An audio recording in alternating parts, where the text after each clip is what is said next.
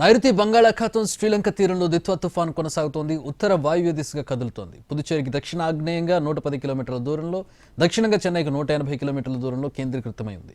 గడిచిన 6 గంటల్లో 5 కిలోమీటర్ల వేగంతో సైక్లోన్ కదులుతోందని వాతావరణ శాఖ అధికారులు తెలిపారు. మరికొన్ని గంటల్లో ఇది తీవ్ర వాయుగుండంగా మారే అవకాశం ఉండడంతో ఇవాళ దక్షిణ కోస్తాపై తుఫాన్ తీవ్ర ప్రభావం చూపే అవకాశం ఉందని వాతావరణ శాఖ అధికారులు తెలిపారు. దక్షిణ కోస్తాలోని నెల్లూరు, చిత్తూరు, తిరుపతి, కడప జిల్లాల్లో అతి భారీ వర్షాలు పడనున్నట్టు చెప్పారు. ఇది తీరం దాటే అవకాశం లేదనే తీరం వెంబడే కదులుతూ సముద్రంలోనే బలహీనపడుతుందని వాతావరణ నిపుణులు చెబుతున్నారు. తుఫాన్ ప్రభావంతో రాబోయే 3 రోజులు రాష్ట్రంలోని పలు ప్రాంతాల్లో విస్తారంగా వర్షాలు కురిసే అవకాశం ఉందని చెబుతున్నారు. ఇవాళ నెల్లూరు, చిత్తూరు, తిరుపతి జిల్లాల్లో భారీ నుంచి అత్యంత భారీ వర్షాలు, ప్రకాశం, అన్నమయ్య, వైఎస్ఆర్ కడప జిల్లాల్లో భారీ నుంచి అతి భారీ వర్షాలు కురిసే అవకాశం ఉందని వెల్లడించింది. అలాగే అనంతపురం, శ్రీ సత్యసాయి, కర్నూలు, నంద్యాల, పల్నాడు, బాపట్ల, గుంటూరు జిల్లాల్లో భారీ వర్షాలు పడొచ్చని తెలిపింది.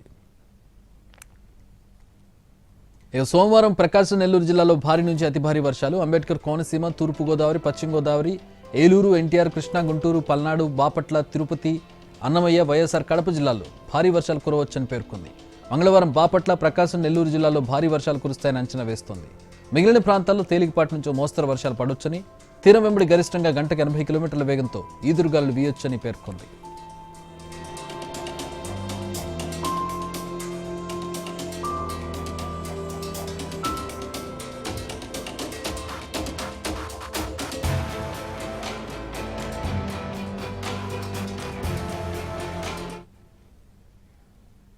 సముద్రం అలజడిగా మారిన తరుణంలో సోమవారం వరకు మత్స్యకారులు వేటకు వెళ్లరాదని విశాఖ తుఫాన్ హెచ్చరికల కేంద్రం అధికారులు సూచించారు.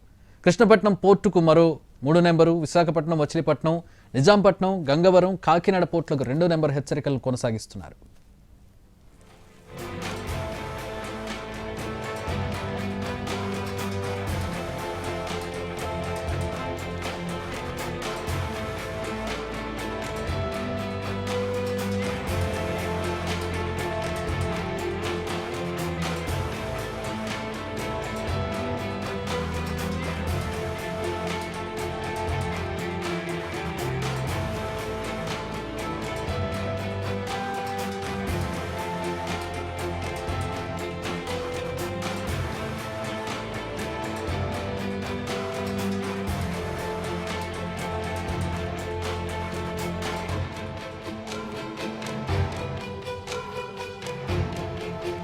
నైరుతి బంగాళాఖాతం శ్రీలంక తీరంలో దిత్వా తుఫాన్ కొనసాగుతోంది. ఉత్తర వాయువ్య దిశగా కదులుతోంది. పుదుచ్చేరికి దక్షిణ ఆగ్నేయంగా 110 కిలోమీటర్ల దూరంలో, దక్షిణానికి చెన్నైకి 180 కిలోమీటర్ల దూరంలో కేంద్రీకృతమై ఉంది.